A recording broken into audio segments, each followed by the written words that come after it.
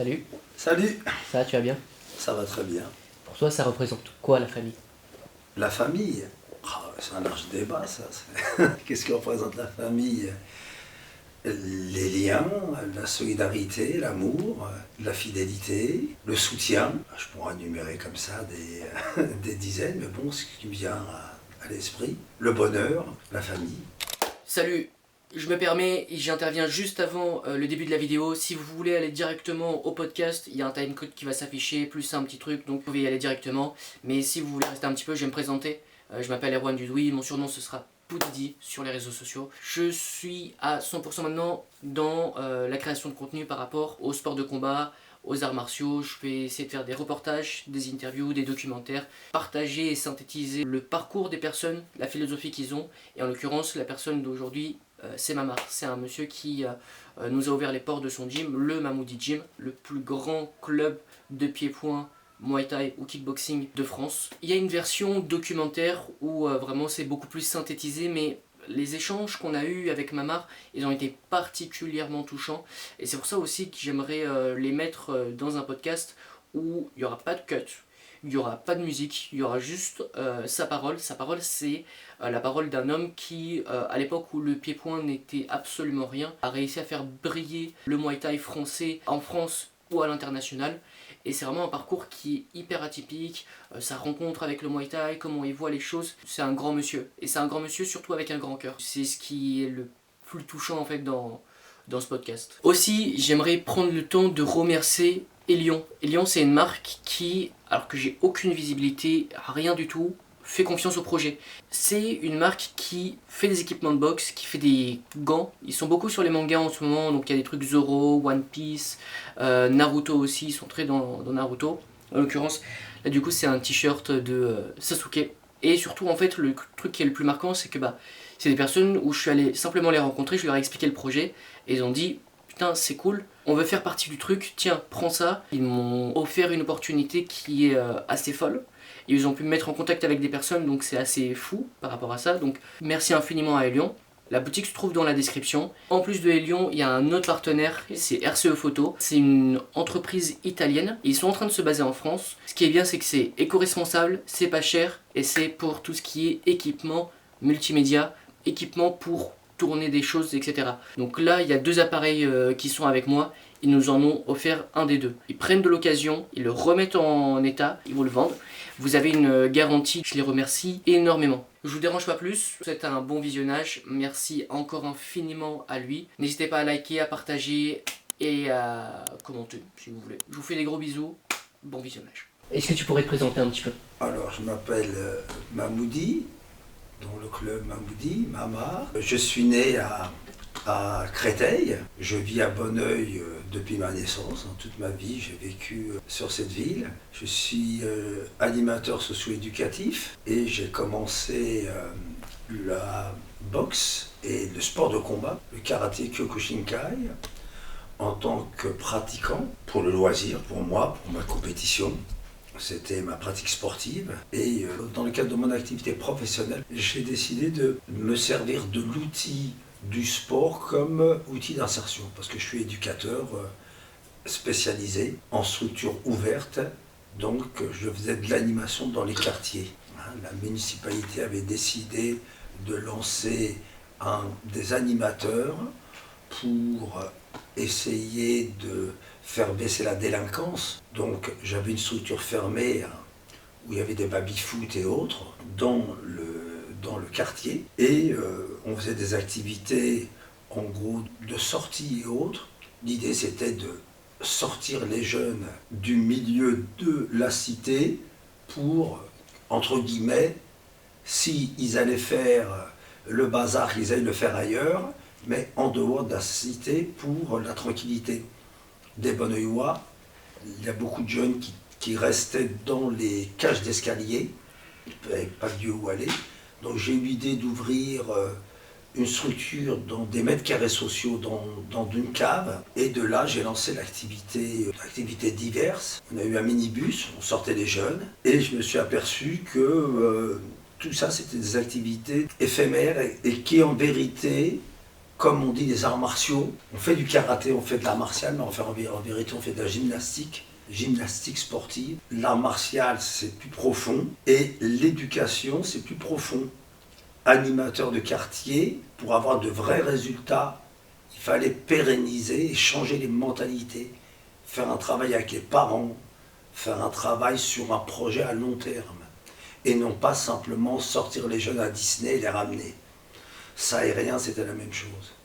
Donc le pari était de trouver une activité pérenne avec laquelle on allait pouvoir déjà l'inscrire dans le temps, 3-4 fois par semaine, donc 3-4 fois par semaine, créer un vrai lien avec le jeune, créer un lien de confiance et amener des projets avec des objectifs à atteindre. Notamment, l'objectif c'était, quand les jeunes pratiquaient régulièrement, c'était d'aller en Thaïlande ou au Japon ou autre. Et au lieu de faire des séjours au ski pendant une semaine et revenir, eh ben on faisait des séjours au ski, mais d'oxygénation avec les sportifs. Et lorsqu'on partait en Thaïlande, eh ben c'était l'objectif que l'on mettait en place en septembre à la rentrée. Et sur ça, c'était l'objectif à atteindre, jalonné de projets. Donc les projets, pour atteindre cet objectif, on se mettait autour d'une table, il fallait des finances. Donc l'association attribuait un budget. Ce budget était identique que l'on aille faire du canoë-kayak dans le sud de la France ou qu'on aille à l'autre bout du monde au Japon. Le reste, c'était soit fallait payer, les parents ne pouvaient pas payer, ou bien faire des autofinancements. Donc on a lancé les autofinancements. Les autofinancements, c'était quoi? C'était, j'avais un accord avec la ville pour faire des distributions de prospectus. Ça allait de ça, faire des galas, tenir des buvettes. Et on avait comme ça une multitude d'activités avec lesquelles on accrochait les jeunes, sur lesquelles on travaillait sur de la vraie insertion. Lorsqu'on montait une restauration, eh ben, c'était un budget pour acheter le matériel, pour acheter la location de la salle. Et donc les jeunes apprenaient à gérer. À la fin, la recette, c'est pas du bénéfice. Ils confondaient la recette. On a touché, c'était en francs, on a touché 10 000 francs. Oui, mais il faut déduire ci, ça. Donc tu comprends qu'il y avait un travail éducatif. Hein, ils ne s'en rendaient même pas compte. Et à la fin, le Graal, c'était d'aller en Thaïlande et de faire leur activité. Voilà. Pour toi, ça représente quoi la boxe? Ce que ça représente pour moi, la boxe, c'est une activité sportive. C'est la boxe thaïlandaise, pour moi, c'est un art martial. L'art martial qui véhicule des valeurs. Et surtout, comme je te disais tout à l'heure, pour moi, ça a été un outil d'insertion. Et l'outil d'insertion m'a permis de vraiment pérenniser mon travail et avoir de vrais résultats. Contrairement aux autres activités. Parce que, comme je te disais, j'étais animateur de quartier. Donc, quand le jeune venait, après avoir fumé 2 joints, dans les mètres carrés sociaux, jouer au baby-foot et puis repartir, je ne lui apportais rien du tout. La boxe, on avait des vrais échanges, dans la douleur, dans le bonheur, dans la réussite, dans les pleurs, dans les souffrances, on a partagé quelque chose. Écoute bien, la boxe pour moi, on va résumer comme ça, c'est la vie. Tu as le grand ring de la vie et tu as le petit ring de la boxe. Le petit ring de la boxe, il y a tout ce que tu vas retrouver dans le grand ring de la vie. Tout le travail, le respect du code, le respect de la règle, le respect de l'autorité, le dépassement de soi-même. Tout ce que tu retrouves dans le petit ring, tu le transposes dans le grand ring de la vie et tu fais des adultes responsables.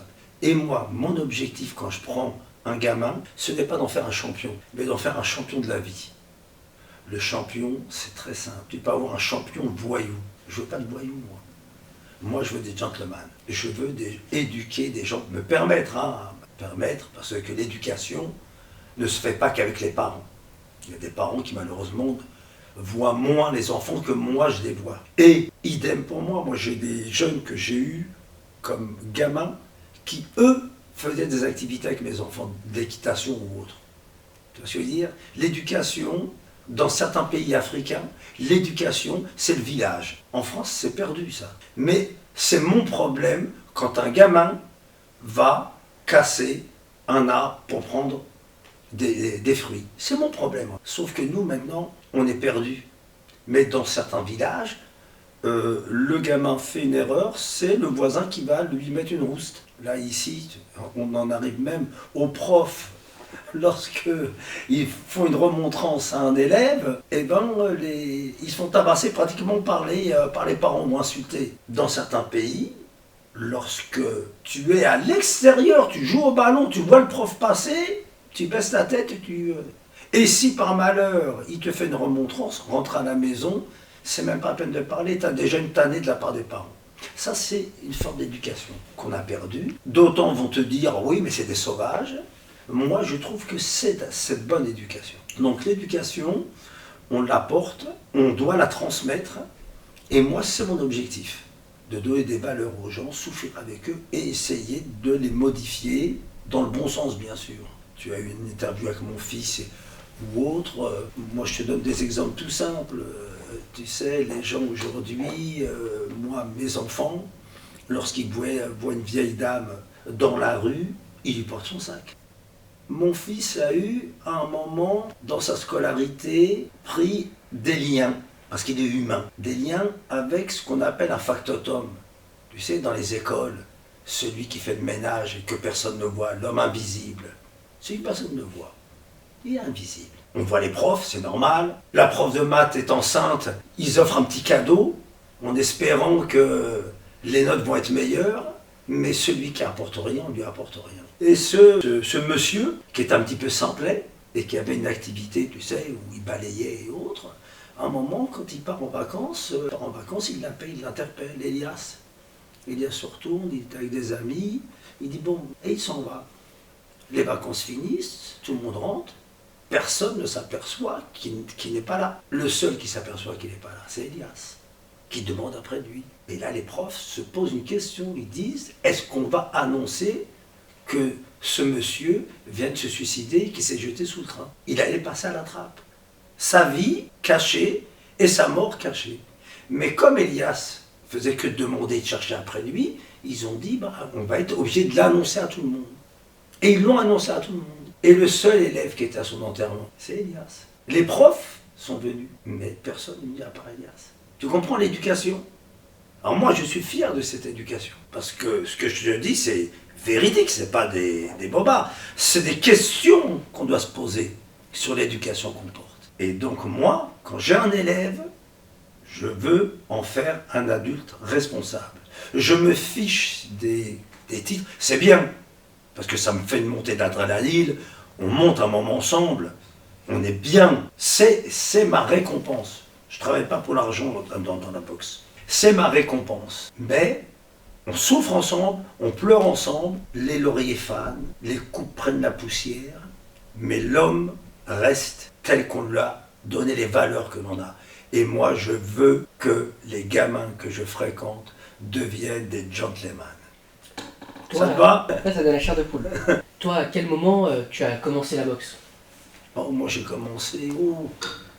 commencé la boxe, j'ai commencé par le karaté.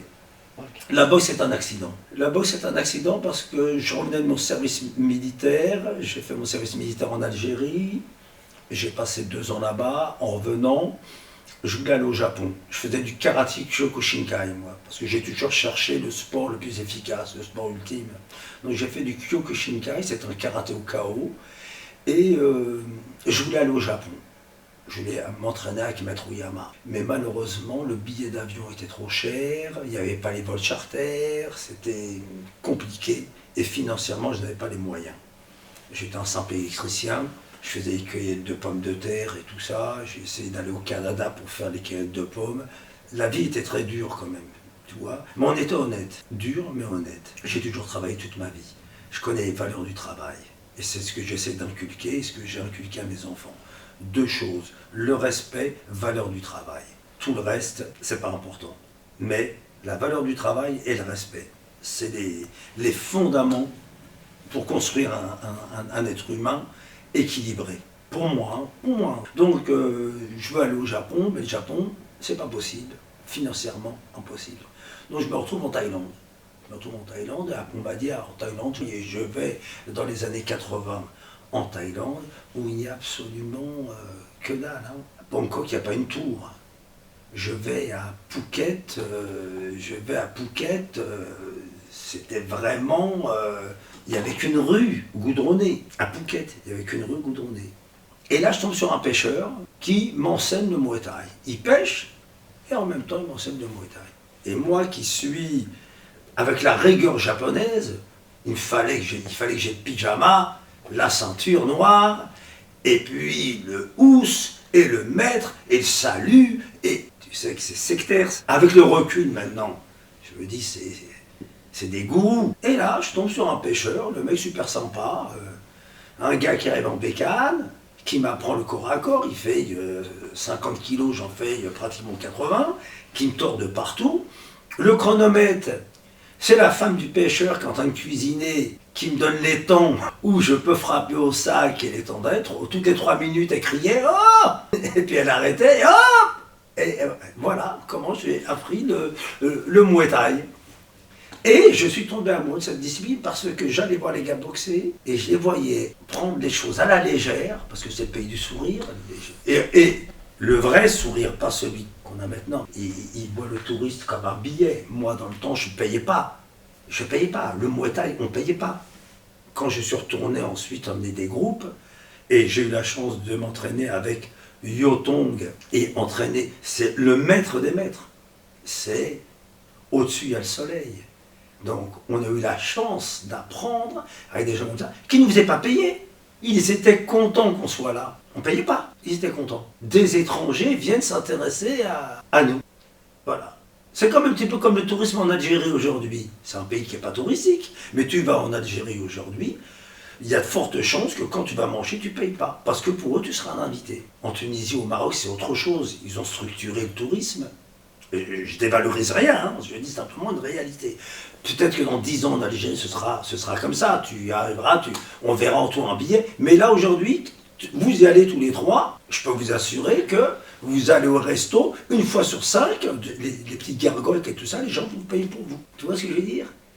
Mais ensuite, le tourisme se met en place et autres. Donc la Thaïlande, c'était comme ça, on ne payait pas, il n'y avait rien. Tu arrivais, tu ne payais pas les entraînements. Et voilà comment j'ai connu le Muay Thai. Et surtout, ce qui m'impressionnait, c'est qu'ils jouaient, mais sur le ring, alors là, ça rigolait pas. Les Japonais à côté, c'était de la rigolade. Hein. Des coups de coude au visage, des gueules ouvertes et tout ça. Et les gars, ils allaient au charbon. Hein. Ils allaient au charbon et ça tapait fort. Hein. Donc j'étais impressionné par ça. Et c'est là où j'ai compris quand même que tu peux avoir une forme de travail, l'emballage extrêmement dur et à l'intérieur très tendre, et puis un emballage fuchsia, couleur, voilà. Mais à l'intérieur c'était du béton. Toi du coup tu fais ta vie, puis à un moment il y a deux heureux événements qui se passent, tu vas avec papa. Oui. Est-ce que toi, avec ta femme enceinte, tu as déjà l'idée de transmettre ton savoir à tes enfants? Alors premièrement, ça n'a jamais été une finalité pour moi que mon enfant soit champion. Mais bon, on a tous une influence sur le gars qui joue au football, qui regarde le PSG, le gamin à côté. Mais il faut que je t'explique comment mes gamins sont nés. Parce que le premier, qui s'appelle Jawad, lui, il est né aux environs de 17 heures. Moi, je donnais mes cours, parce que je donnais des cours aux enfants et aux adultes. Donc, mon fils naît à 17 heures, j'assiste à l'accouchement, je prends mon fils, mais je n'ai même pas le temps de le voir, parce que je dois aller à la salle. Donc, je vais à la salle, je donne mes 2 cours, parce que je donnais un cours pour les enfants, et ensuite un cours pour les adultes. Je termine à 22 heures. L'hôpital est fermé. Donc qu'est-ce que je fais? J'escalade l'hôpital. J'ai failli d'ailleurs me casser le pied parce que en montant, il y avait des pics. Je traverse et puis hop, je pose le pied là, mais en tombant, j'ai failli me casser la cheville. Donc j'arrive à l'hôpital, je vois ma femme et je lui dis, il est où mon fils? Ben, elle me dit, il est dans la pouponnière. Mais moi, je ne sais pas ce que c'est que la pouponnière, donc tu me vois dans l'hôpital, mais c'était il y a 30 ans de ça, hein, donc écoute bien, il y a 30 ans à l'hôpital, je ne pense pas que ça puisse exister maintenant. Je me balade, je rentre dans la pouponnière, je rentre à l'intérieur, j'aurais pu prendre 10 gamins, c'est un truc de fou. Et j'essaie de trouver mon gamin, ça hurle de partout, les gamins hurlent, ça braille. Donc je sors, je dis non, je n'ai pas pu le voir, je n'ai pas pu trouver parce qu'il y avait le numéro, il fallait que je me suis penché sur un ou deux pour essayer de voir le prénom parce que je ne le reconnaissais pas, il venait de naître. Et je suis sorti de l'hôpital, je suis sorti comme ça, j'ai dit à ma femme, je ne peux pas le voir, ça braille trop. Et je suis sorti, j'ai sauté, je suis parti comme un voleur. Et le deuxième c'est Elias, c'est un dimanche, je vais le chercher à l'hôpital. Je le sors. Bon, tu sais très bien que, je ne sais pas si tu as des enfants, mais bon, les gens qui savent très bien que lorsque l'on a un enfant, la maman, c'est un choc, il faut qu'elle sorte, il faut bien l'entourer au moment du retour. Et puis, bon, à la maison, moi, qu'est-ce que j'ai fait? Je la sors à midi, je mets Elias dans le couffin, je la dépose à la maison avec le paquet. Et à 1h, j'étais à Japy, en train de coacher les enfants des autres, parce que c'est une telle passion que voilà. Et ensuite, tu me parles toujours des enfants. Comme ma femme est une femme qui touchait un meilleur salaire que le mien, moi j'étais fonctionnaire, je suis le premier, tu vois, t'as en face de toi le premier homme qui a pris une disponibilité pour élever ses enfants. C'est moi, je suis le premier. Et je pense que même aujourd'hui, ça n'existe pas, c'est rare. Imagine, il y a 30 ans, une personne qui dit non, ma femme, elle va travailler et c'est moi qui vais m'occuper des enfants. Et je me suis occupé des enfants.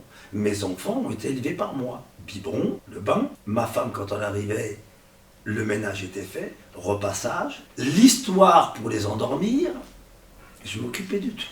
Et quand elle arrivait et que moi j'étais à la salle, donc je donnais mon cours de boxe, avec le bébé, avec Joad dans on appelait ça le kangourou, et je donnais mon cours avec le kangourou. Je le changeais à la salle, je lui donnais le biberon à la salle, pendant mes cours. Mais j'ai une façon de voir les choses, moi, particulière. Et ça ne m'empêchait pas d'avoir des champions. Voilà un petit peu pour en revenir à la famille et à la question que tu m'as posée. D'ailleurs, je ne sais même plus trop quelle question tu m'as posée, mais en tout cas, ça va voir avec les enfants et voilà. Donc, je ne sais plus quoi dire. Tu vas donc éduquer tes enfants en alternant donc les cours. Tu vas même donc, les amener ici pour les faire grandir. Toi, quelle différence tu vois entre Joad et Elias? Ils ont la même éducation, mais se tournent tous deux vers deux chemins différents. Tu sais très bien qu'il y a bien sûr l'éducation, mais de quoi je te parlais tout à l'heure? Je t'ai dit comme quoi l'éducation donnée aux enfants, il y a bien sûr qu'il y a une bonne partie par les parents, mais ton enfant, il passe sur une journée, il se lève, il se brosse les dents, il est avec la maman. Ensuite, il part à l'école, la journée entière à l'école. Ensuite, de l'école, il rentre goûter. Si la maman travaille et le papa travaille, c'est difficile, déjà, il ne le voit pratiquement pas. Il va au sport, il revient du sport, il fait ses devoirs. On est d'accord jusque-là ou pas? Ensuite, s'il a la chance de manger à table avec les parents, le papa et la maman, ils l'ont vu combien de temps? Qui s'occupe de l'éducation? Premièrement, le prof. À l'école, c'est l'école. On est d'accord? Puisque 40 ou 60% de son temps, il a passé à l'école. Ensuite, il a passé 20% avec l'animateur, l'éducateur sportif. Les mercredis, jeudis, il va avec l'animateur de loisirs. On est d'accord? Pour ceux qui ont la chance. Donc, l'influence de l'extérieur est vachement importante.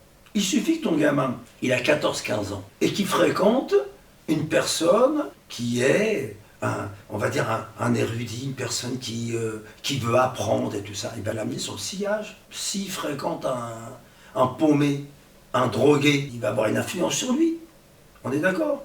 La vie se joue à quoi? Rien du tout. Tu sors de chez toi, tu as oublié tes clés, tu rentres à la maison, tu reviens, et tu as loupé ton bus. Dans ce bus, il y avait l'amour de ta vie, une personne magnifique, que tu as loupé, tu la verras jamais, tu continues ta vie. Une semaine après, tu tombes avec une femme dont tu tombes amoureux, et cette fille-là, c'est le diable incarné. Elle va te rendre fou. C'est toi et ta chance, tu vois ce que je veux dire? À une semaine près, t'as loupé ta clé. Ça a changé ta vie. On est d'accord ou on n'est pas d'accord? Alors, si pour la vie entière, donc l'influence de l'extérieur, donc, et bien évidemment, il y a une sensibilité. Elias et Joad ont une sensibilité différente. Et Elias a de l'empathie, mais pas sur le ring. Joad a de l'empathie sur le ring et il ne peut pas. C'est-à-dire que la dernière fois qu'il a mis KO un gars en combat, il m'a appelé, papa, je me sens pas bien. Il se sentait vraiment pas bien. Il n'en dormait pas. Bien évidemment, il allait à l'hôpital, voir la personne. Papa, tu comprends, c'est un Thaïlandais, il a 3 enfants, je lui ai fait un traumatisme crânien, j'espère qu'il a rappelé ça et ça. Mais Elias, il ne va pas parler de ça. Mais lui, il parle de ça. Donc, tu comprends, il a été construit comme ça aussi avec des sensibilités différentes. Ils n'ont pas fréquenté les mêmes personnes.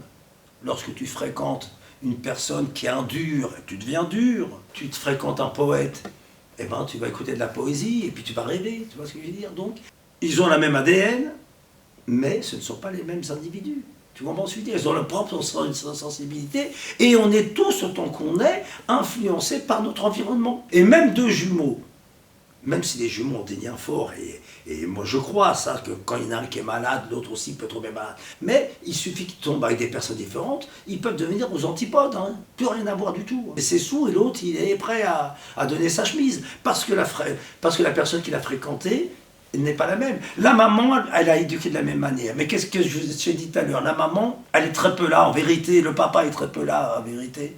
C'est l'école qui apprend. Alors, tu es dans une bonne école, ça va, tu es dans une école foutue, et ben, il n'y a rien. Puis il y a des profs qui s'en foutent complètement de toi. Il y a le conseiller d'orientation qui vient te désorienter. Il vient 1 fois par an pour t'orienter. Tu crois que c'est un conseiller d'orientation, ça? C'est un conseiller de désorientation. Toi, du coup, ton fils combat, et tu te retrouves souvent, très souvent dans son coin. Qu'est-ce que tu ressens? Est-ce que tu as peur pour ton fils? Est-ce que tu es fier de lui? Quelles sont les émotions par lesquelles tu passes quand tu te retrouves dans le coin de ton fils? Bah déjà, je ne suis pas souvent dans le coin, parce que moi, je suis toujours à l'écart. C'est son frère, et même à tous mes boxeurs. Moi, je monte sur le ring que quand ça ne va pas. Quand je vois que ça ne va pas, parce que je mets souvent les stratégies en place, quand je vois que ça ne va pas, je monte sur le ring. Mais quand tout va bien, je ne monte pas sur le ring. D'accord? Et puis, on est des parents, donc même au-delà, moi, mes élèves, simplement, quand ils passent à un moment difficile, eh ben, moi, j'ai de la tâche, moi. Bon, c'est pas des quotas, moi. Je ne suis pas comme la plupart des clubs. Nous, c'est familial. Ici, on est familial. Quand tu rentres chez nous, tu fais partie de la famille. Donc, quand un membre de ta famille se blesse ou a mal ou souffre, tu souffres. Nous, on est comme ça. Les autres clubs, non, c'est pas comme ça. Ils s'en foutent. Hein. Moi, j'ai vu des gamins d'une communauté aller voir des gens de sa communauté, aux antipodes de ma culture à moi. Eh ben, ils ont refusé, on a dit, tu payes. Il a dit non, nous on les a emmenés. Et qu'est-ce que j'ai fait en plus de l'emmener? Je lui ai dit, il m'a dit, je vais me retrouver à la rue. Ben, je lui ai dit, que toi tu te retrouves à la rue avec ta femme, que vous dormez dans la voiture, c'est votre problème, mais les 2 petits, je veux pas, je les garde. Ils n'ont pas le niveau, je les ai envoyés en Thaïlande. Je les ai envoyés en Thaïlande juste pour les protéger. Mon fils et Nordine, là, mon frère, qui est aux antipodes de cette culture, de cette religion, il surveillait que le samedi, il fasse ses prières. Et ils ont traversé la moitié de Bangkok, parce qu'ils avaient marre de manger des œufs, juste pour leur amener une viande cachère. Juste pour leur amener une viande cachère. Et le papa pourra témoigner, hein. Il s'appelle David. Mais je les ai pris sous mon aile. Il y en a d'autres que j'ai pris, des gamins en situation difficile, que j'ai hébergés. On est parti en Thaïlande, ils ont fait des stages, ils reviennent, les parents ne sont pas là. Je les garde à la maison. Donc tu vois, on dépasse de loin.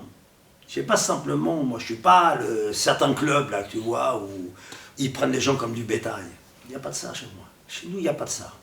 Tu fais partie de la famille, on souffre ensemble, on gagne ensemble. Et t'es pas un billet ambulant pour moi. Mais la traîtrise, comme il disait tout à l'heure mon frère, nous on a donné, nous on signe pas de contrat. Moi, écoute bien, je me mets en face de toi, je te serre la main, ça vaut 1000 contrats. Mon fils c'est pareil, mes 2 fils c'est pareil. Ils te serrent la main, 1000 contrats. Si je te dois de l'argent, je viens à mourir, c'est mes enfants qui vont te payer. Tu comprends ce que je veux dire? Et ça, c'est lié à mon éducation et l'éducation que j'ai donnée. Moi, mon père, Dieu et son âme, il me disait, mon fils, pour la parole, on meurt. On ne va pas aller jusque-là, mais on n'est pas loin. La parole, c'est la parole. Bon, je ne sais pas si ça te plaît, parce que les discours Non, qu'on fait, parce c'est parfait. on parle loin de la boxe et tout T'inquiète ça. pas, je sais à quel moment je devrais raccourcir. Nous, on est en entier, tu vois bien, on est en Ouais. entier. C'est pour ça que je te dis, moi, j'ai C'est besoin bien. de rien préparer. Moi, je C'est prépare une rien discussion, du tout. Voilà, discussion de réel. Ah, Merci. Toi, d'un point de vue temporel, comment tu vois l'évolution du Muay Thai? Pour toi, est-ce que c'est bien? Est-ce que c'est pas bien? Quel est ton point de vue sur ce sujet-là? alors, le Muay Thai. Le Muay Thai existe depuis 500 ans. C'est pas moi qui vais le changer. Et, et ce ne sont pas les fédérations ou autres qui vont le changer. Donc, qu'est-ce que tu entends par Muay Thai? Muay Thai, pour moi, c'est l'art des 8 points. Le point, le coude, le genou, la jambe Oui, oui. et les deux côtés. Ça, c'est un art, une discipline sportive, parce que c'est devenu du sport, mais c'est surtout un show. Le Muay Thai, contrairement à la lutte, est un sport de show et où les gens, c'est un spectacle. Les gens vont payer pour voir du Muay Thai, pour voir du kickboxing, pour voir de la boxe. Les gens vont payer parce qu'il y a de la percussion et ce sont les jeux du cirque. Depuis l'Antiquité, les gens viennent voir les jeux du cirque parce qu'il y a du sang et il y a de la sueur. Et les gens payent pour ça. Ils payent pour voir un film d'action. La lutte, le judo, ce ne sont pas des sports de spectacle. À part les Jeux Olympiques, les médias peuvent faire une star, mais qui va payer pour aller voir un samedi soir une compétition de judo? Peut-être au Japon. Et encore, j'ai été au Japon, c'est le baseball. Et moi, j'étais au Japon dans des salles de 30 000 personnes pleines. Sur 3 jours, c'était le judo, il n'y a personne. La lutte avec leurs collants, à part les Tchétchènes et tout ça, il n'y a rien. Et je peux te dire qu'en France, ils peuvent faire une statue à Habib.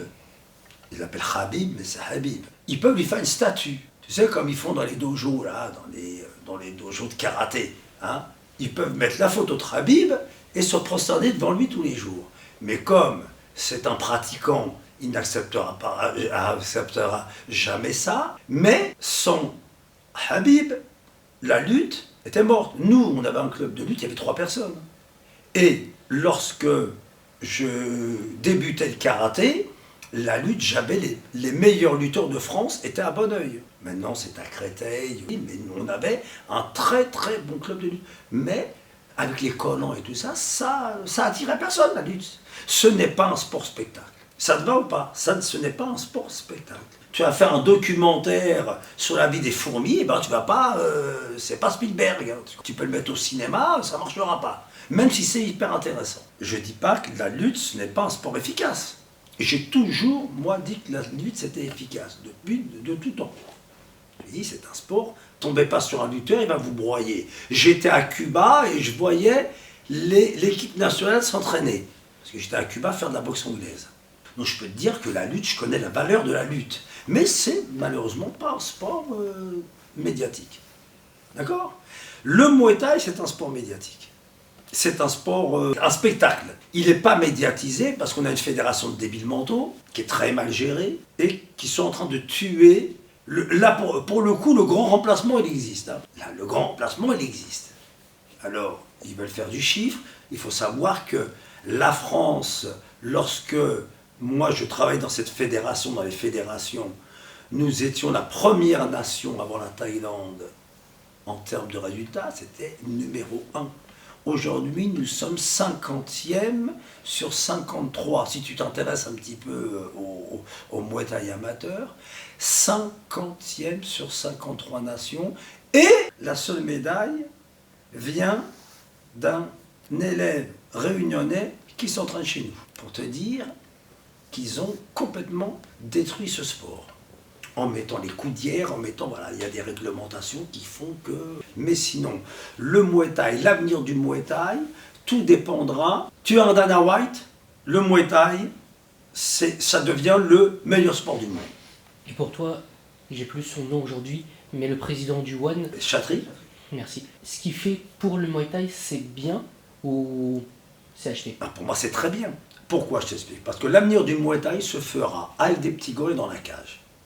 Ça te va ou ça ne te va pas? Parfait. Le Muay Thai, ancêtre. Alors, il faut dire, oui, les puristes, Les puristes, c'est quoi? Alors, je t'expliquais ce que c'est que le Muay Thai. T'as été à Anguin pour les chevaux? Non. T'as jamais été? Voilà, moi, j'ai eu la chance d'aller à Anguin.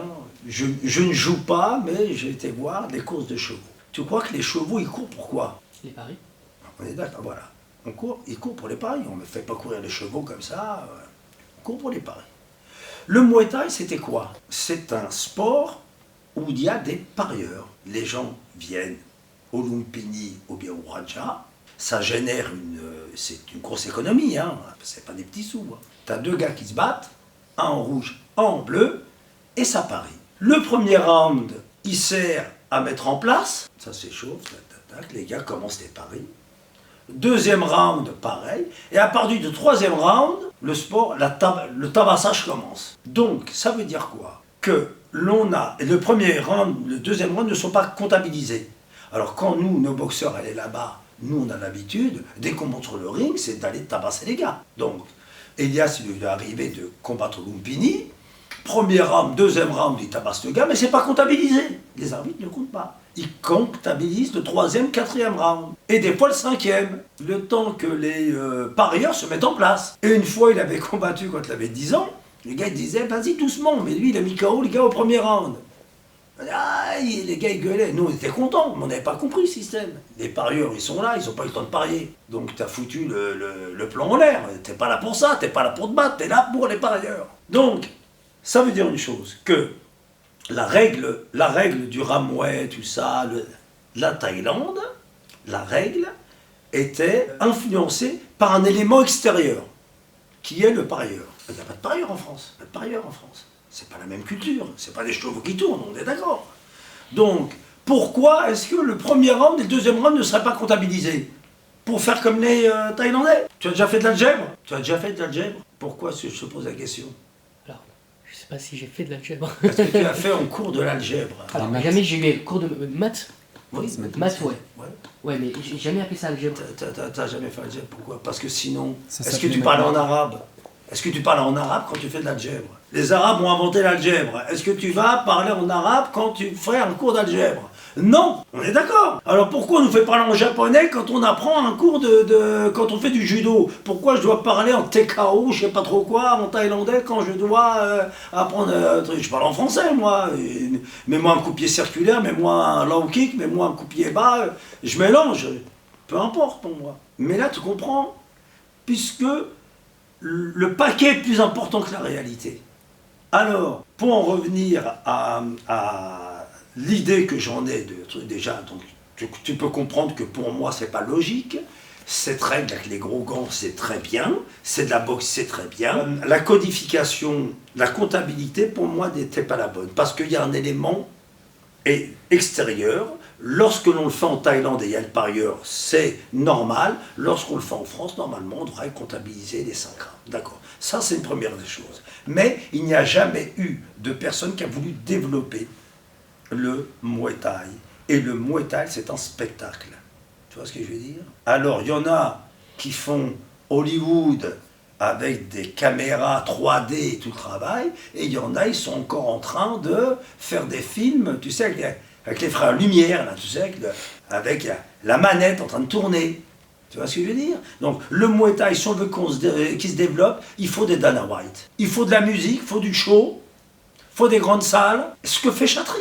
Des petits gants et de la boucherie. Ce que fait Chatry. Alors, il y en a, ils disent, ce n'est pas du Muay Thai. C'est vrai, c'est peut-être plus le Muay Thai ancestral, c'est peut-être pas... Mais toutes les choses sont faites pour évoluer. Avant, tu avais un stylo, maintenant, tu me fais une interview avec ton ordinateur. On est d'accord? Avant, il avait une caméra qui était, tu sais, là, qui faisait 500 kilos. Maintenant, il vient avec son petit truc et il peut retransmettre en même temps, là, en même temps qu'on parle. Et on peut même opérer une personne qui est en Australie avec un chirurgien qui est en France. Tu vois ce que je veux dire? Donc, et nous, on va rester encore... on est obligé d'évoluer. Et le Muay Thai se fera dans la cage et avec des petits gants. Si on veut qu'il soit télévisuel et médiatisé. Et en France, il est plus médiatisé. Là, en France, pourquoi il n'est pas médiatisé? Parce que la fédération demande à ce qu'il y ait des règles, les gants, ils viennent avec des casques et tout le travail, et ils ont tout misé sur l'amateurisme. Mais pour des raisons politiques simplement, et de statut. Ils veulent des subventions, la fédération. Ils disent, bon, qu'est-ce qu'on va faire? On va faire du sport olympique, et puis ça va nous porter. Ils sont en train de tuer le Muay Thai. Le Nadir, le président, tue le Muay Thai. Il avait d'autres activités avant. Il aurait mieux fait d'y rester. Et puis là, il performait, mais pour s'occuper du Muay Thai, c'est pas ces gens-là qu'il faut. Tu me parlais de Muay Thai, tu me parlais d'art martial et aussi de code de valeur. Je pense qu'avec ce code de valeur, ajouter une philosophie martiale. Comment toi tu pourrais définir la tienne? Moi, déjà, mes codes de valeur, ce sont des codes de valeur qui sont au-delà du côté martial. C'est ce dont je t'ai parlé tout à l'heure. J'ai une éducation avec le respect des gens, la courtoisie, l'honnêteté, le respect de l'enseignant et de la personne âgée, le respect de la personne faible, du handicapé, de l'enfant, essayer d'aider si c'est possible, ne pas prendre ce qui ne m'est pas dû. Ça, ce sont mes valeurs. Et après, au niveau martial, c'est un bien grand mot. Quand je te disais tout à l'heure martial, les gens ne savent même pas ce que ça veut dire martial. Alors, il y en a qui font de la gymnastique avec un kimono, ils disent on fait des arts martiaux. Et d'autres qui font de la lutte en souffrance, en se dépassant, en respectant le lieu dans lequel on évolue et l'enseignant, et on dit c'est pas des arts martiaux. Alors qu'ils font de l'art martial. Tu comprends? Tout dépend de la pratique. Tout dépend de l'escroc avec lequel tu es, ou bien du vrai prof qui a des vraies valeurs. On peut même faire, pour moi, de l'art martial avec des mathématiques. Et d'ailleurs, j'enseigne à mes élèves, je leur dis, écoutez-moi bien, parce que moi, j'ai décidé de... Le sport est tellement dur que quand tu travailles avec moi, on passe son temps à se donner des surnoms, à rigoler. Chez nous, c'est de la rigolade. On rigole beaucoup parce que le sport est tellement dur. Mais je leur dis, moi, je vous enseigne quoi? À mettre un coup de pied, qui va peut-être jamais vous servir dans votre vie parce que vous allez peut-être jamais vous battre. Par contre, le prof de français, qui vous apprend vraiment, qui vous donne des vraies armes pour pouvoir demain être affronté des vrais méchants qui sont dans la vie, parce que la vie, elle n'est pas facile. Le chef d'entreprise, le syndicaliste, le policier, le juge. Tu vas être confronté dans ta vie à des situations très très difficiles où savoir t'exprimer, ça va t'aider, ça va être ta meilleure arme. Cette personne-là, même pas... Moi, je t'apprends à lever des coups de pied. Moi, j'impose le salut de la salle, parce que c'est le lieu dans lequel on rentre et on évolue. Donc on lui doit le respect, la propreté et le respect. J'estime que je donne un cours à quelqu'un pour essayer de le faire avancer. Je lui apporte quelque chose. Donc il me respecte, il me salue et je le salue de m'avoir écouté. D'accord? Chez moi, il n'y a pas de... Tu parles pendant le cours et tout ça, hein, tu dégages tout de suite. Il y a un émetteur et des récepteurs. Je ne suis pas de la méthode... Tu sais, émetteur-récepteur, non, il n'y a pas de ça. Je parle, on écoute, c'est tout. Tu n'écoutes pas, tu dégages, tu vas écouter ailleurs. Je suis de la vieille école. Comme je le dis encore, je ne dis pas que j'ai raison, mais c'est ma façon de voir les choses. C'est ma pédagogie. Pédagogie directive. Sortir de là. Donc, j'ai perdu le fil. De quoi on était sur quoi? Sur ta philosophie martiale. Donc après, c'est le respect et je leur dis, moi qui ne vous apporte rien, vous me respectez et vous me saluez, et le prof de français qui va vous apprendre, qui va vous donner des vrais outils, ou le prof de maths, qui va vous donner des outils de physique. Je lui dis, qui d'entre vous, après un cours, a été voir le prof et lui dire, je vous remercie du cours que vous m'avez donné. Comme vous me saluez moi, bande de tocards que vous êtes, parce que je vous impose. Je lui dis, qui? Personne ne fait ça en France. Personne. Personne, après le cours, va aller voir. T'aimes pas les mathématiques. Tu détestes les mathématiques. Respecte au moins le prof qui a fait un travail, qui s'est cassé la tête pour t'enseigner quelque chose. Pour que tu sois plus instruit. Ça t'écorcherait la bouche d'aller lui dire merci? Il me dit non. Je lui dis, dès que ça sonne, vous êtes déjà dans le couloir en train de courir comme ça. Comme si vous avez vu le diable. Je lui dis, c'est quoi cette éducation? Va dire merci à ton prof. Et c'est ce que je dis à tous mes élèves, moi. Tous mes élèves, j'espère, je ne sais pas s'ils le font, hein, mais j'espère que... Et piqûre de rappel. Qui d'entre vous a été remercié de prof de français? Il y en a timidement un ou deux, je ne sais pas s'il ment. Mais j'ai quelques mains qui se lèvent. Alors qu'avant, il n'y en avait aucune. Voilà l'art martial. Ce que c'est que l'art martial.